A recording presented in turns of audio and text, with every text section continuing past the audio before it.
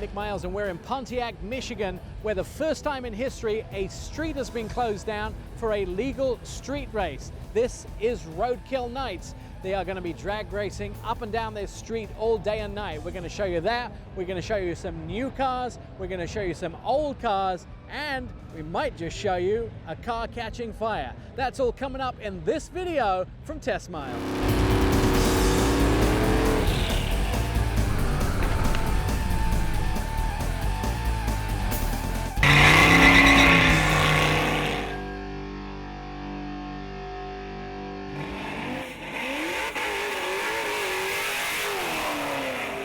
It's all completely legal. Dodge closed Woodward Avenue just outside Detroit for 500 cars to race each other in the first of its kind event. Up for grabs, the cash purse of $19,000 for the quickest Dodge cars. Around 500 cars lined up to race, one after another, lots of wins and some false starts. Watch the car on the right in this run. The driver revs the engine hard before the start and it catches fire. Flames shoot into the air from the other side of the car.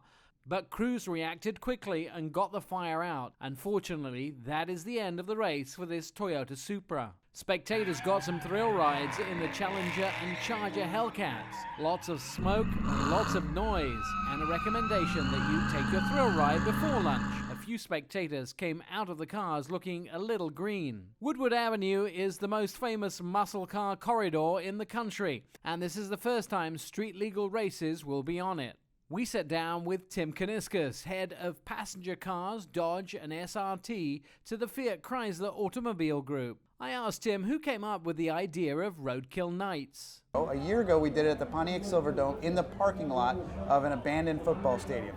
So we had very little lead time leading up to that. So as you can imagine, with that short amount of lead time, it was kind of a last-minute decision. So we wanted to know what makes up a muscle car. Hotly debated subject, and the idea of what a muscle car is has morphed wildly over the years, right? I mean, it used to be in the 80s, 200 horsepower was a very high performance muscle car. Well, our base Challenger today is 300 horsepower. So is it technically the horsepower? No, I don't think anybody would say, no, it's the amount of horsepower that a car has that makes it a muscle car.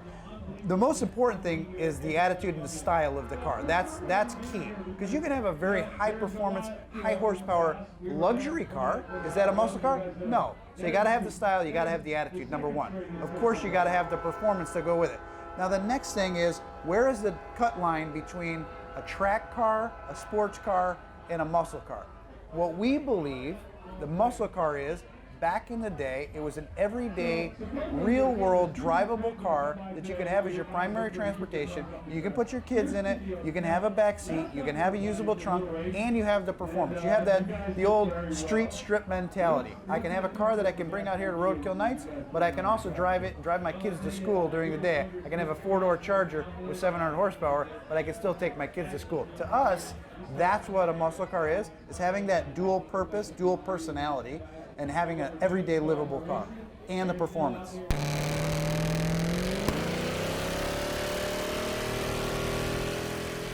The Charger Daytona and the Challenger TA. We asked Tim why they released them. If you think about the Daytona back in the day was a real race car. It was a purpose-built race car. It was a homologation car for us. We had to build a certain number so that we could actually go race the car. We built 500, debatable, 501, 503, depends on who you talk to, but 500 cars to meet that criteria for the homologation to go race the car. We looked at it and we said, today's performance is far superior to what that car was. You had 375 horsepower with a 440. You had 425 horsepower with the 426 Hemi, which is, the iconic, incredibly expensive car that goes through Barrett-Jackson, the big wing car with the Hemi. Today's cars have more performance. They handle better, they brake better, they accelerate better, they're faster than those cars ever were, but we said, let's stick to what we do well. Let's not build a race car. We don't want to build a race car because the Charger, it's a big car. It's never going to be a sports car. It's just not going to be. So let's take that Daytona name and make it a real-world performance car with all of the cool features of what the Daytona was all about. The reaction to the car, we just launched it Thursday, but the reaction to the car has been fantastic, and especially two elements of it. Is it the first time that we've taken the SRT exhaust, the electronically controlled exhaust, which is the exhaust that makes Hellcats and Scat Packs in the 6.4 sound so amazing. We put those on a 5.7. We've never done that before, so now a 5.7 sounds like a 6.4. It sounds amazing. Sounds like a small thing, and if you're not a performance car person, that doesn't make any sense. Oh, a new exhaust, who cares? But to a performance car enthusiast, that is a huge deal. The second thing we did was we took the SRT front end, which has been the most popular front end on the Charger, and we transitioned that down to the 5.7 as well as part of the special edition. The TA, very similar to what we did on that, but we did it a little bit different on the TA, where we went with the TA back in the day had a very noticeable air induction scoop. Now, people online are debating, they're saying, hey, you didn't put a TA scoop on it, you put an AAR scoop on it. Yeah, true. Personal choice. We thought from a styling standpoint, this scoop actually looked better, and it is very functional. We took the under hood elements of a shaker, which feeds the cold air box, and we put that into the TA hood. So now it's the first time you actually have that AAR style hood that feeds the cold air intake, and we put the air catchers that we had on the Hellcat. We now have 2 of them on this car, and they're backlit. So when the car's coming at you at night, it has a very signature appearance of it. Almost looks like it's glowing and you can see into the engine compartment at night. Really, really cool.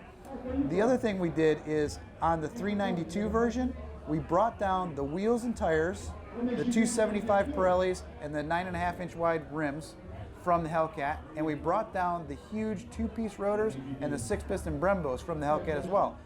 Because what we found is there's guys out there that are saying, Hellcat's awesome, I don't have the ability to drive 700 horsepower. That's beyond my capability. I'm good with 485 horsepower.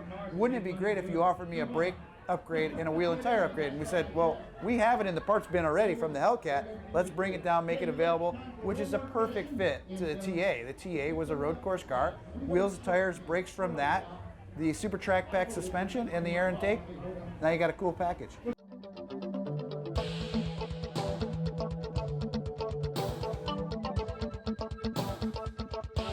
Rick Yeoman brought his 1970 Dodge Challenger all the way from Harvest, Alabama to the Show and Shine. Got a 528 Hemi in it with an 871 blower supercharger. Well, that's what it's all about.